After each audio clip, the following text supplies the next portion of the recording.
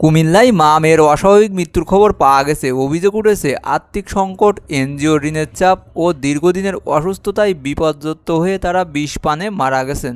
নিহতরা হলেন জালালপুর গ্রামের নমিতা রানী পাল ও তার মেয়ে তন্নি রানী পাল।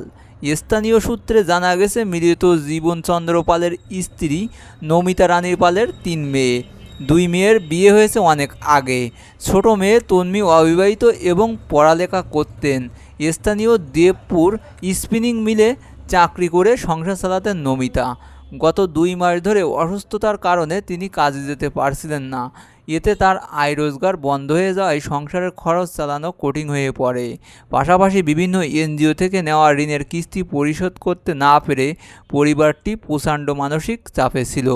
গত 13ই আগস্ট 2025 সকালে মা ও মেয়ে দুইজনে এই কারণে বিষ পান করেন।